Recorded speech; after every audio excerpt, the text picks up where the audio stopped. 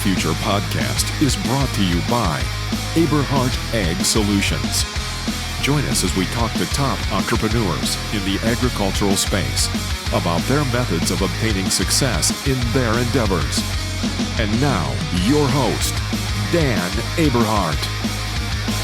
Welcome, everybody. My name is Dan Eberhard, and my company is Eberhard Ag Solutions. I'm very proud to be presenting 3 days of great talks, learning. I'm calling it learn and burn. I don't know why. Just maybe it rhymes. Like, you ready to learn and burn? It's kind of my motto for the Farm Forum, because we're going to have some fun in different facets. But the purpose is that we would bring you guys great agronomic management information, a little bit of motivation as well throughout these 3 days. And the first speaker that we have in this Growing the Future room is none other than the crop whisperer, Elston Solberg. Many of you are familiar with him from his time from Agritrend. Of course, he's done a lot of research in the industry. He's the fearless leader of Earth, Dirt, Soil. He's been a huge proponent of elemental sulfur, which of course is our business. He's also had a stint in the waste management business, which kind of ties in with Bio-Sul as well.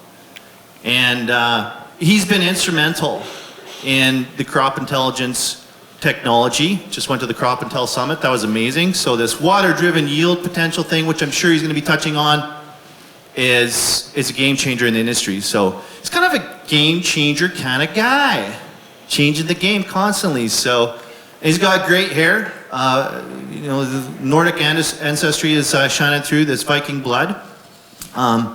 So I'm going to give it over to Elston here, and he's going to provide you some very valuable information, and it's going to get you off on the right foot at this amazing Farm Forum event back in Saskatoon. We're very excited to be part of it. With that, I give him a big round of applause, Elston Solberg. Yeah, well, thanks, Dan. And thanks, everybody, for the kind applause. I don't know what that's all about. I'm really nervous up here this morning for some stupid reason. I think part of it is I've got so much information that I want to impart upon you, because I did say, and I will say again, that once you leave here, if I have enough time, you will be smarter than 97% of the agronomists out there. If you keep notes and connect some dots and stuff like that, you will learn some stuff this morning that will put you in that ballpark, and I am not kidding. And I know there's some really good farmers, and there's some really good agronomists in this room, and there's lots of young faces, and that's always cool to see. What you can't see on the slide there is I'm a fervent champion of elemental sulfur and water-driven yield potential. At the end of the day, this whole thing is about balance and knowing some pretty straightforward stuff. And if you remember, this straightforward stuff will be good to go. Maybe. So there's me. I'm really grateful to the Eberhard folks, because they're basically sponsoring Give a Shirt during the Ag Rocks thing tonight. And so it's something that I'm really passionate about. This is being sponsored by the Growing the Future podcast, and I just listened to episode 25 yesterday, which I happen to be involved with, and I pretty much forgot about half of what Terry and I and Terry's son Holden talked about, but it's an awesome listen. And if you don't leave that thing laughing and crying, maybe both at the same time, something's wrong. The other thing Dan talked a little bit about is something called Earth, Dirt, Soil, which is really trying to keep the old Agritrend network together, the seniors and the coaches together, and provide support to each other, and I'm pretty passionate about that. And some of you are wondering about my hair. I would like to do that, but I can't. My Norwegian, Scandinavian genes won't let me grow facial hair, but they will let me grow hair on my head. And a lot of my colleagues, Brett Jensen just at the back there, he can't grow hair in his head, but he probably can grow a pretty mean beard. I don't know. Really, I would like to look like that guy. And everybody laughs when I put that up. But you know, that guy is my youngest son, and he is the spitting image of me when I was his age, except he can grow facial hair. And what's cool about that guy is 2 years ago, he had a competition where it was keep it or cut it. And he raised about $4,000 for cancer. So what I'm going to do this summer is I'm going to go to Norway and hang out with my Viking brethren whilst we burn down a pyre of wood during summer solstice. And my hair's going to grow until then. And then I'm going to come back and I'm going to have the similar kind of competition. And my goal is to raise at least $4,000, and I'm going to donate it to Warren Bill's cause that you'll be introduced to at Ag Rocks tonight if you go to that. So that's what the hair is about. I can't grow the facial hair. I'm going to grow some rock and flow here, and we're going to go get inebriated with a bunch of Norwegians next summer. So obviously, I'm an elemental sulfur nut. I've been focused on helping growers of all kinds with lots and lots of decisions. The information that I'm going to share with you here this morning is geared up exactly for that. I'm probably not going to get through all of what I have to present to you here this morning, but hopefully I can explain things in a simple fashion so that you can take it home and implement it either on your own farm or in your own business where you're helping farmers. Yeah, it's boring content, that's for sure.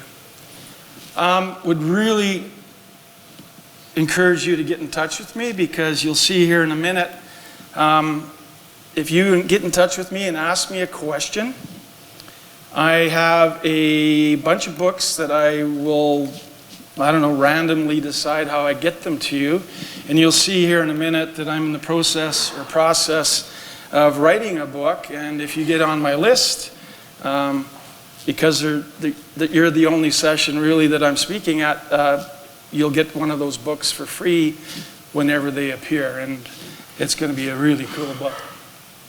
It's going to be a lot of information here. And the book is going to have a title something like this. I've got about 74 different mini chapters that I'm working on right now. And it basically is, if I had a agronomic magic wand, I would poof, do this. And every farmer in Western Canada would have that capacity.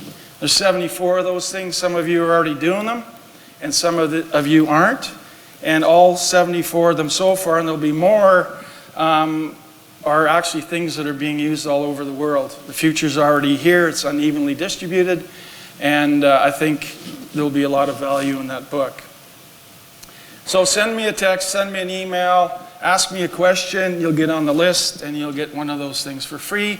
Plus, I've got a few other books that I will send out immediately on some random basis. So I'm going to try to keep it simple, and it's not keep it simple stupid, it's keep it simple Solberg. So the first useful piece of information, especially for the guys in the crowd, there's only 22 days left until Christmas. I'm usually shopping on Christmas Eve, like a lot of the rest of us. Ask questions, especially at the end. Normally I let them free flow and I throw junk at people. But if there's a really burning question, or if I've completely stepped in it, holler out. So I'm going to absolutely guarantee that if you pay attention, and later you connect some of the dots and thoughts around these things that I'm sharing with you, you will be smarter than 97% of the agronomists out there. And that will give you the ability to absolutely crush the agronomy going forward. So strap in. First few things I want to touch on are some no-brainers. The first one is Bio-Sul Premium Plus. I've been an elemental sulfur nut forever.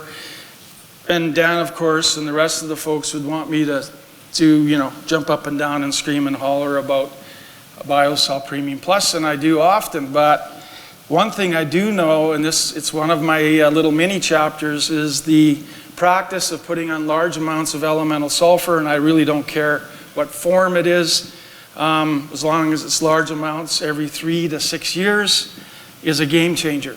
And so if you've been doing Tiger or Keg River or Bio-Sul, you're changing your farm significantly. Other sulfur sources, if you're applying sulfur in all of your crops every year, It's a bit of a game changer. So that's a no-brainer. Then crop intelligence, water-driven yield potential, moisture probes out in fields that allow you to see what your crop's water-driven yield potential is, and then reacting to that potential in crop is a game changer. Last year we had 750 probes out. How many people in the crowd have moisture probes with crop intelligence? Well, a few. Awesome. Next year there's going to be 1,200 of these things. Absolute game changer. So get a couple probes, get them out there, get some scar tissue, learn some stuff, and then get on with business, because one of the things that we don't measure is water, and water drives everything. And then I've already talked about earth, dirt, soil, which is a no-brainer. So in the next 20 minutes or so, I'm going to share a bunch of information with you folks. And I guess, are we ready? Ready to rock? Ready to rock. So turn on your brains. If you got some coffee, take a sip, and let's do it. So I'm going to talk a little bit about soil nutrients that are mobile. There's only, depending on who you talk to, thank God Mike Dolinsky isn't in the crowd, because he'd be arguing with me about, the 99.9% of something. But there's only 4 to 6 soil mobile nutrients. There's only 4 nutrients in a plant that can be cannibalized during the growing season. At the end of the year, in case you're reporting back to Mike, of course, the plant will cannibalize most of the nutrients in a plant. There's certain things around pH and micronutrients that are pretty simple and easy to remember. I'm going to rank the micronutrients because I think we've done a disservice in terms of the industry and the use of micronutrients. I'm going to touch briefly on the language of the plant. I'm going to give you some magic protein numbers. This past year, just like 2017, were great years for protein scales. I'm going to talk a lot about water, because at the end of the day, water drives everything, whether there's too little or too much. And shockingly, most of us in this room won't know what our average annual precipitation is for our area.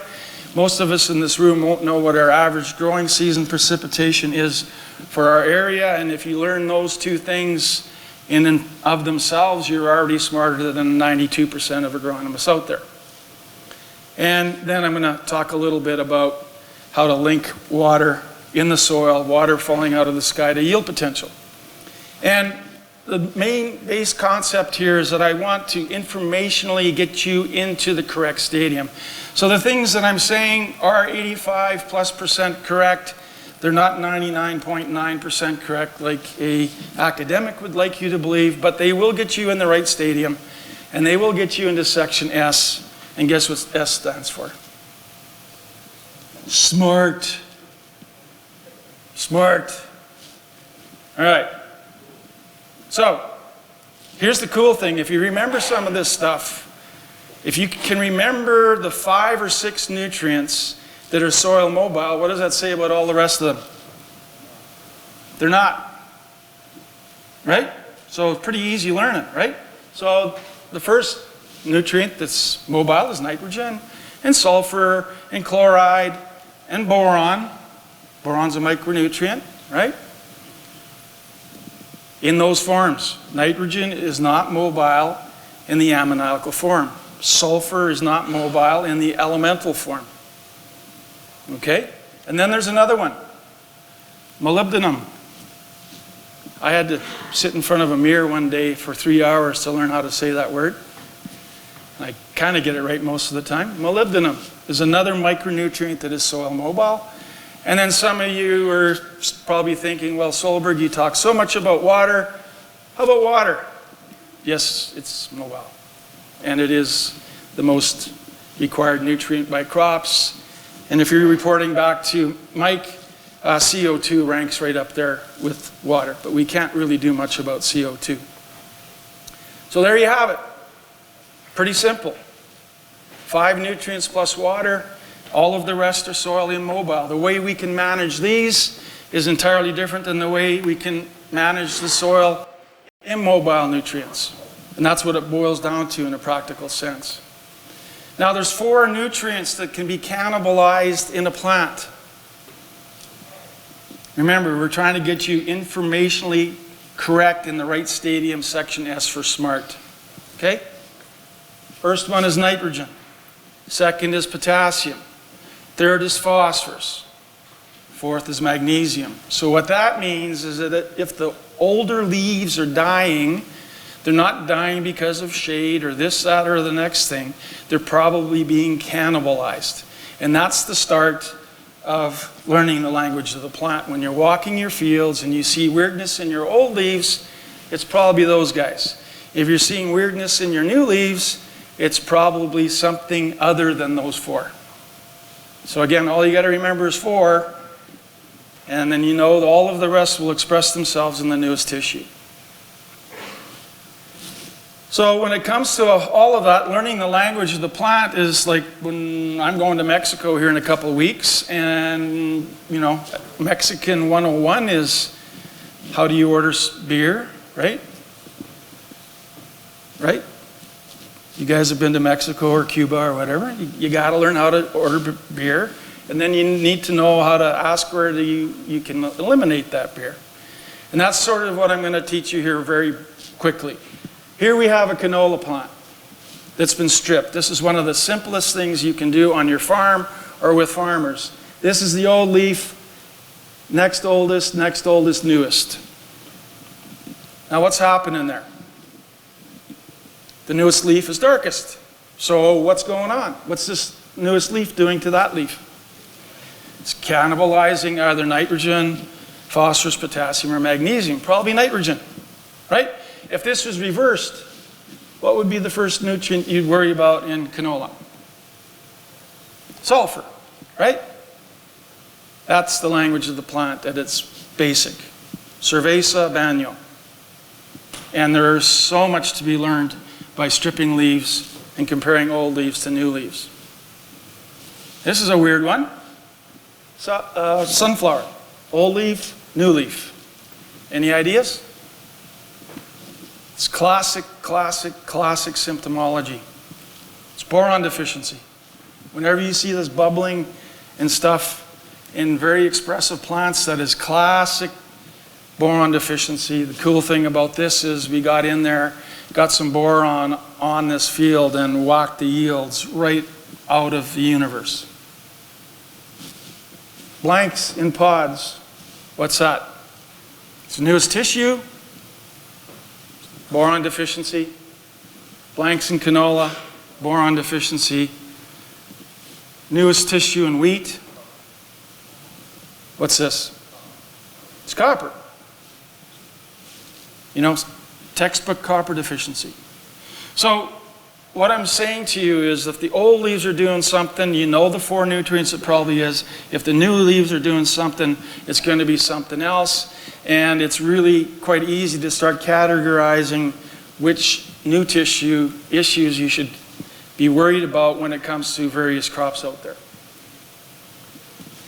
Now, here's something to remember. The availability of all micronutrients increases as soil pH decreases, with the exception of one. What is that one? Good golly, Miss Molly. And what else was peculiar about Molly? It was also soil mobile. And Jared Chambers just entered the stadium.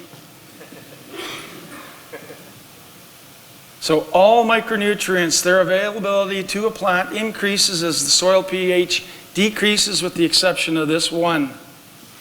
It's part of the reason why it's called poor man's lime. Some numbers to remember. 1,400. Crop Intelligence has had out 1,400 probe years of data. Okay? Pretty big number. This number, number 4, that's the amount inches of water that a crop needs to build the factory. So everything up to the first bushel. You need 4 inches of crop available water up to the first bushel. And then after that, this is what we've learned over the last 3-4 years, is that every inch after the factory, you can grow 5.7 bushels of canola per inch after the factory on average. Some of you folks in this room are doing much better than that. You can take these numbers to the bank. 7.5 for every inch after the factory. On average, we can grow 7.5 bushels of hard red spring wheat, and we have numbers for a whole bunch of other crops. So what this means is that if you know how much crop available water is in the soil, and you watch what's falling out of the sky, and you have some semblance of confidence in what's going to fall out of the sky, you can start driving water-driven yield potentials and doing things in crop that claw more yield and more quality into your farming operation and can make a heck of a difference. This book, Dr. Ian Evans and I contributed to this book. It was published in 2007. It's been a bestseller ever since. For the young agronomists in the crowd, go get this book. This will be one of the books I'll actually give away pretty much immediately after this week is finished. The cool thing about this book is that I'm now reading it for the 5th time. And every time I read it, I relearn some stuff. And what it basically tells us is that if we manage the balance of nutrients in a plant, that plant can fight a tremendous number of plant diseases and insects and all kinds of stuff, viruses. So we have a well-balanced plant. We've got a plant that can fight things off. And what this also tells us is that if we balance those nutrients with water, we can do a better job of growing bushels per inch of crop available water. There's some guys that are growing 7.5 bushels of canola. There's some guys that are growing 9 to 10 bushels of wheat when the averages are 5.7 and 7.5. From that book, there's this table that you can't see. But first little tidbit is this. Of the micronutrients, boron is king, tied with iron. And when it comes to crops like canola or sunflower, that number is more like a 4,000. So what I've done here, or what the book did, is it's saying nickel and molybdenum are the nutrients that are required in the lowest amount, and now we're ranking all of the other nutrients relative to those guys. So if we assign a value of 1 to those, boron is required by plants 2,000 times more. In canola, it would be like 4,000 times more. It's kind of important. Then we go over here. Those come from water and the atmosphere. So you can look 60 million times more. But this next piece is what most people don't know. So today you're going to know it. Nitrogen is the #1 nutrient that a crop needs, right? What's the second? Well, the second is potash. And the third is calcium. And the fourth is magnesium. And the fifth is phosphorus. And the sixth is sulfur. And chloride is cut off the bottom there. So for some of us old guys, I plan on hanging around for 30 more years. But for some of us old guys, you know, we've been focused on NPKs, maybe a little bit on some of the micros, but most of us don't even think twice about... These came back from a search. I'm not searching Google. Most of us don't realize that the third most important nutrient is calcium. Even after we recognize that potassium is #2, and most of us don't recognize that magnesium is next. So for the younger people in the crowd in particular, as we grow forward, more and more attention needs to be paid for those particular nutrients. So now you're up to, I don't know, 95, 96%. Interesting. What's this? It's called the Mulder Chart. I'm a sulfur guru. I've looked at this thing 1,427 times, and it wasn't until Mike Dolinsky hit me over the head that I recognized that sulfur is not in the Mulder Chart. Why? Because sulfur enhances the utilization of every other nutrient, that's why. And that's why I'm such a fervent believer in large applications of sulfur every few years, because that practice by itself sets your farm up, your fields up for success, because sulfur in and of itself enhances the utilization of all other nutrients. And again, it goes back to this book. And strangely enough, there's 3 nutrients that are the top disease fighters within this book: potassium, zinc, and sulfur, are kind of tied. So when you buy this book, or if you're lucky enough to win this book after this session, you're going to read in the sulfur section about compounds like phytoalexins and glutathione, and the fact that a plant will actually convert sulfate sulfur back into elemental sulfur and create compounds that are sort of kind of like antibiotics inside the plant. And if you think about it, what were the first antibiotics that humans used based on? Sulfur. Many of them still are. These are stress fighters. There's what's going on, Solberg. There's some of the diseases that are impacted by elevated levels of sulfur. And again, it gets back to the balance of those nutrients that on that teeter-totter that I was talking to you about. So the reality is every crop needs sulfur every year. I see some of you guys taking pictures. If you send me a text or something, I'm happy to share this with you as well. Every crop needs sulfur every year, especially if you're pushing the envelope. There's some numbers that I put together for the Peace Country a couple of years ago. If Richard Limoges around, I think that's where the meeting I did that for. And what it boils down to really is this. There's 2 amino acids that are sulfur-based, methionine and cysteine. In fact, the plant takes up about 90% of the sulfur and turns that sulfur into these 2 guys. Methionine and cysteine are the regulators for the production of all of the other amino acids. And right there, there's 20 that create proteins, but there's a whole bunch of other amino acids that do signaling, 300 and some of them at last count that do signaling and everything else. If you're short on sulfur, you're short on these. If you're short on these, you can't make all of these and all of those over there. That's what it boils down to. So now you're up to 96% smarter than most agronomists. All you got to remember is not this crap. This is detail. Too much detail. All you got to remember is this. These ratios. Okay, so for canola, 5 to 6 to 1. In other words, whatever the crop needs in terms of nitrogen,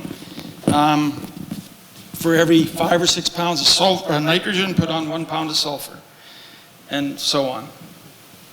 And it all trails back to methionine and cysteine. So back to the teeter-totter. You'll see the 4 R's there, right? The 4 R's stand for the right rate, the right time, the right source, and the right placement. But there's another right. What do you suppose the other right is? The right balance.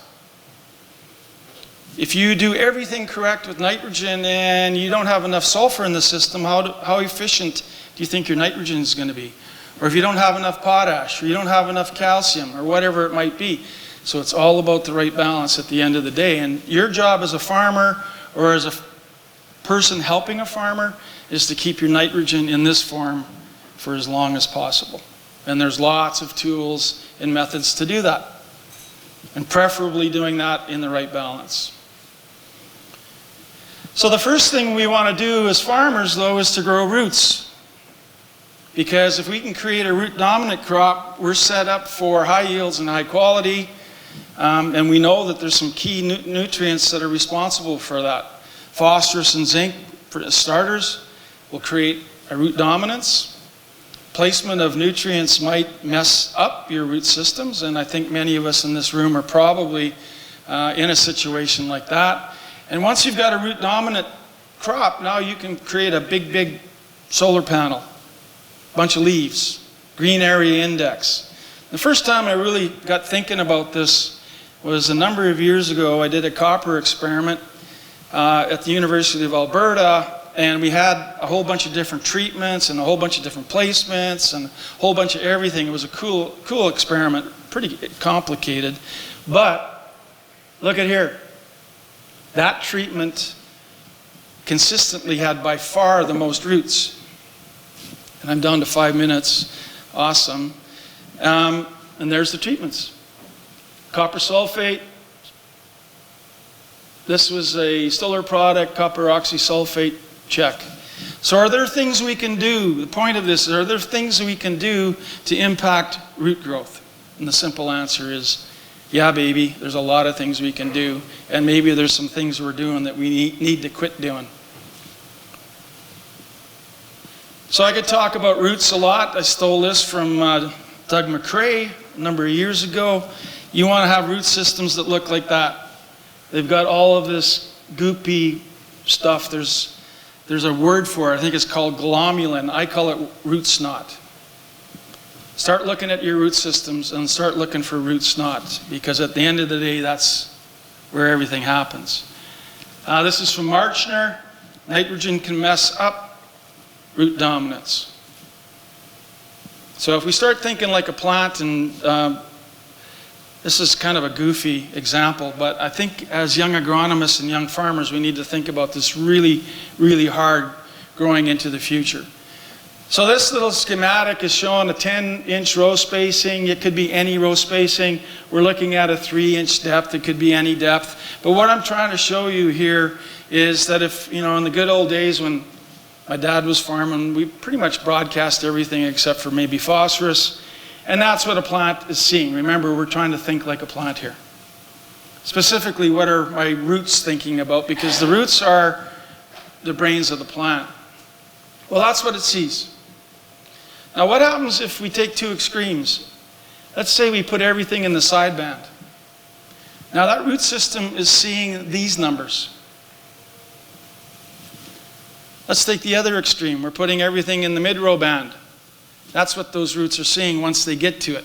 And what I'm saying to you here is placement of nutrients can cause tremendous injury to the most important part of the plant that we want to get rocking and rolling early on. And it's all got to do with this chemical soup that we're putting in the soil right near the seed. So something to think about.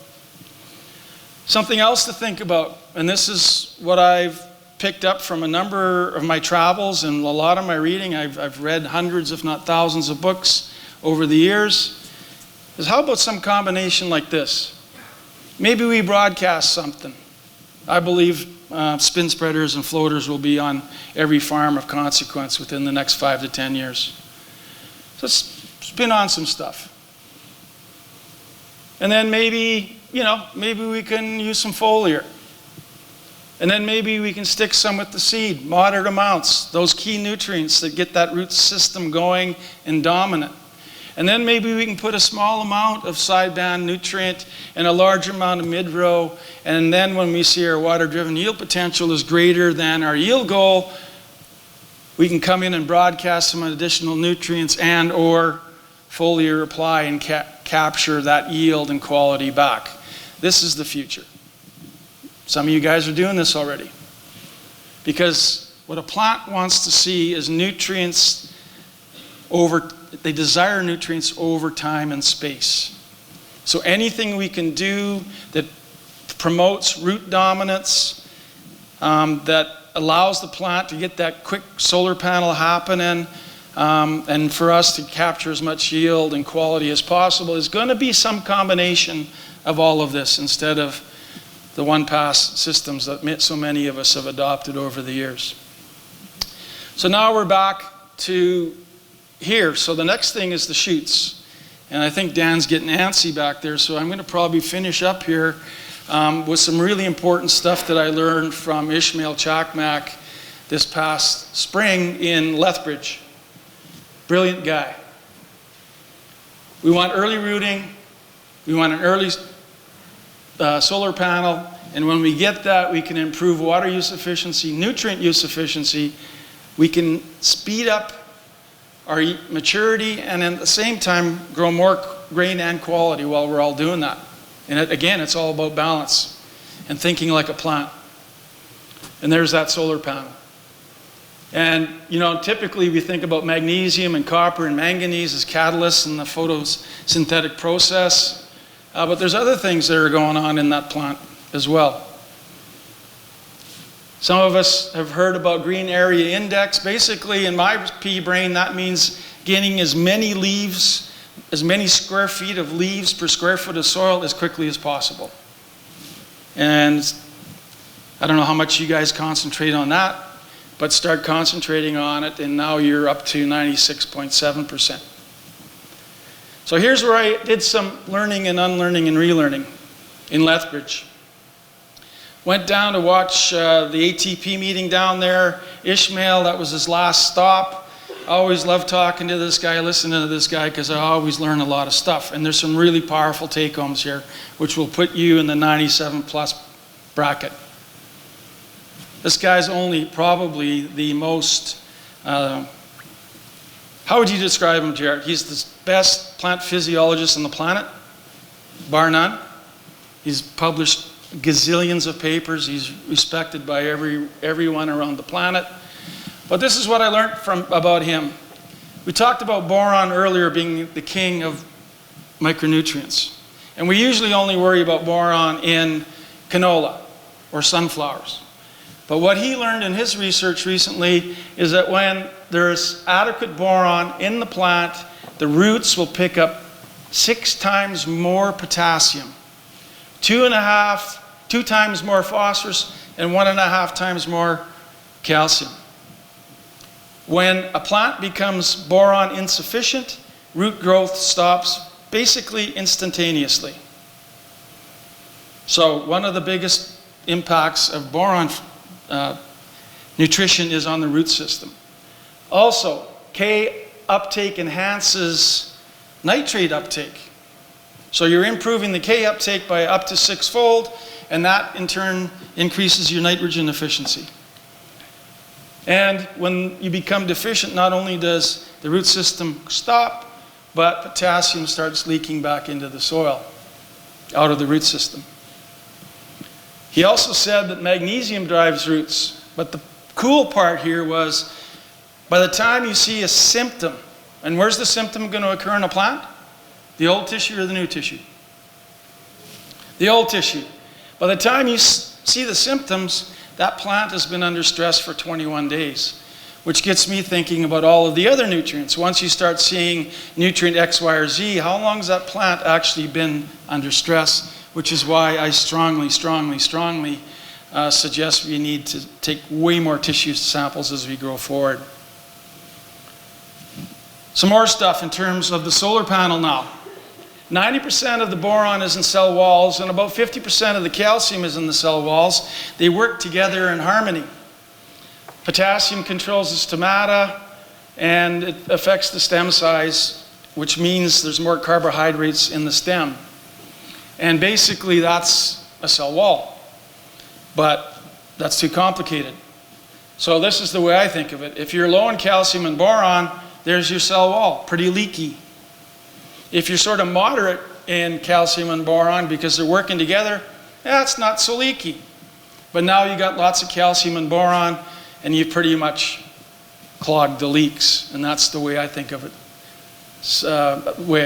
And again, boron is the king of micronutrients. Calcium came in at what number? 3. Nitrogen, potassium, calcium. We need to start thinking more about calcium. Back to boron. High pH soils tie up boron. Some practical, anecdotal evidence out there is when you're in heavy clay soils, especially high pH heavy clay soils, we need to be thinking about not 1 pound of boron, but 2 and 3 and 4 pounds of boron if we want to optimize yields. Things to play with.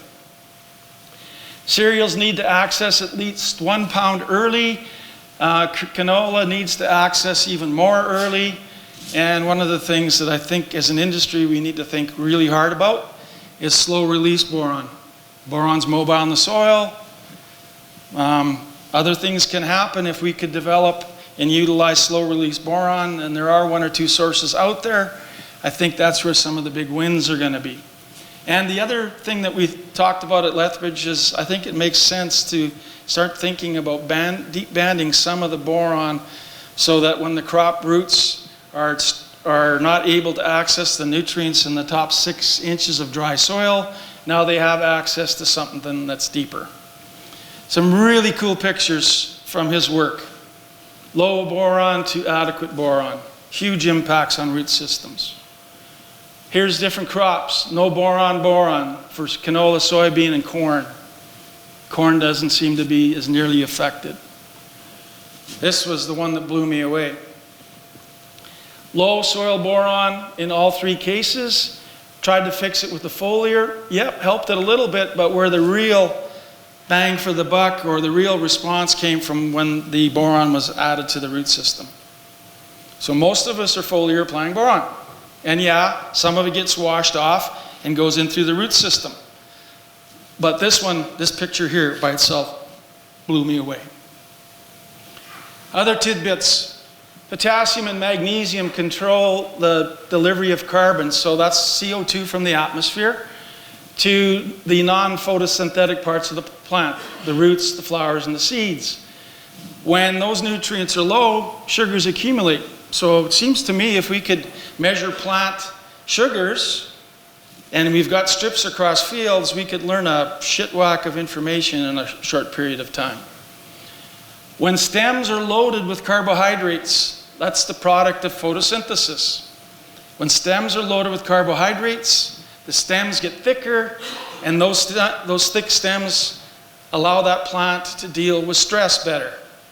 So if you've got a plant that's loaded in these nutrients, and you've got those thick stems that have the carbs, you can beat some of that heat stress, that drought stress, whatever it might be, just because you've got plant food available in the plant. It feeds on itself, the carbohydrates. And remember, too, that boron adds 2 to 3 degrees Celsius heat protection. So normally in canola or peas, we start worrying at 25. Canola 28 and cereals 31 degrees Celsius. When they're adequate in boron, you can add another 2 to 3 degrees, assuming the other nutrients are in order. And there was my field assistant 2 years ago. And that makes some girls angry sometimes. So last year I hired this guy. Am I out of time? Because I got one more thing that will put him in the 98 percentile. You got the one more thing, and then we're going to switch gears to some questions before you guys go. I want to talk about organic matter really quickly. This is universal. It doesn't matter what mineral soil you have all around this planet, and it's tied back to water and some other things. So again, we're trying to get you into that stadium. Every mineral soil around this planet, it doesn't matter where it is, has this ratio of 110 carbons to 10 nitrogen to 1 sulfur. You can take that to the bank. And so what that means, in every 1% organic matter, there's 11,000 pounds of carbon, 1,000 pounds of sulfur, and 100 pounds, of nitrogen and 100 pounds of sulfur. So when soils, if you compare up soil that's got 6% organic matter to a soil that's got 2% organic matter, that's part of the reason the 6% is more productive. But let's dig a little deeper.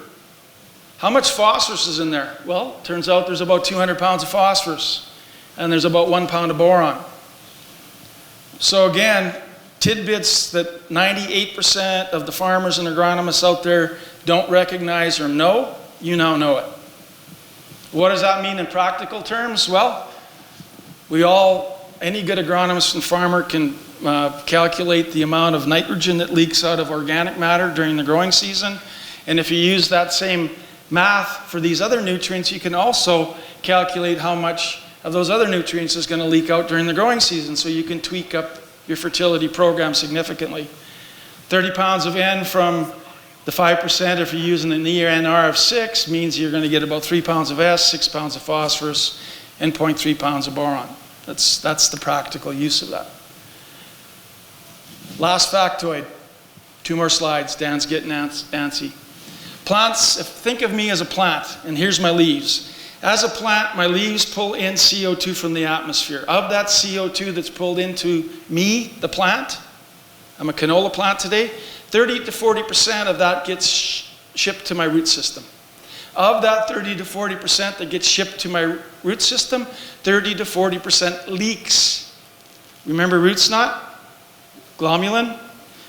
Leaks into the soil. And that's how we increase organic matter. That's how we increase the surface area of the root system, the rhizosphere, the ability to take up other nutrients, to deal with stress, etc., etc. It ultimately turns into organic matter. So big deal. Well, this is kind of big. 1% additional organic matter allows the soil, the top 6 inches, to hold another 20,000 gallons of water, or 167,000 pounds of water. And if I told you on average it takes 50,000 pounds of water to grow 1 bushel of wheat, what have we just done to our yield potential? We've increased it by over 3 bushels. Canola 67,000, corn's 32,000, soybeans 69,000. So by doing a better job of allowing that crop to take in the CO2 through balanced fertility and fertilizer placement over time and space and all the blah, blah, blah that I just shared with you, at the end of the day, that's kind of the impacts that we can have on a plant's ability to take up water. And with that, I'll stop and we'll try to answer some questions. That's some fun. I've never seen so many people taking photos of slides. It's a lot of Kodak moments there. It's awesome. I feel like we could go all day, but unfortunately our time is limited. See a young lady in the back, I think. You're saying calcium is the third most important element. Yep. Can too much calcium and high pH soil levels tie up phosphorus though? Absolutely. Absolutely. So in those circumstances, everybody heard the question. So in those circumstances, if we had more time, I would say to you, one of the things we need to contemplate very strongly is how do we create zones of acidity in those fields. And in those zones of acidity, we create zones of solubilization of phosphorus and a whole bunch of other nutrients so that when the root systems bump into those zones of acidulation, there's more nutrients available. You can do that with elemental sulfur. You can do that with tag team. You can do that with a number of different technologies. But yeah, that's one big challenge for high pH soils and calcium. There's someone in the back? Yeah, yep. Okay. Does that make sense? Here it comes. Sort of, kind of? Here you go. What form or what product do you like to use for boron soil placement? Well, if I can get my hands on slow release boron, that's going to be my first choice. But just the convincing growers and agronomists to embrace the utilization of boron because it is the king. The first steps, I'm happy with anything, just to get it rocking and rolling. The lower the analysis, obviously, the better because of the feeding sites consideration. Right? When you're only putting on a pound or two of a product, you need a low analysis so you can spread out the feeding sites. The beauty of boron, though, is because it's soil mobile, it can move down and it can move laterally, so there is some forgiveness there as well. I think you meant to say ATP or Taurus. Lots of great products in the room here today. Anyone else have a question? Okay, you guys, if you don't have any more questions, which I find hard to believe, there's my information. Send me a question. You will, I'll answer it, and you will be on my list to get a free book whenever my book is done. If I had a magic agronomic wand is the tentative title. 74 tidbits in there right now. And I'd be more than pleased because at the end of the day, my whole career and the reason I'm on this planet is to help growers and people helping growers make better decisions. Give a big round of applause for Elston.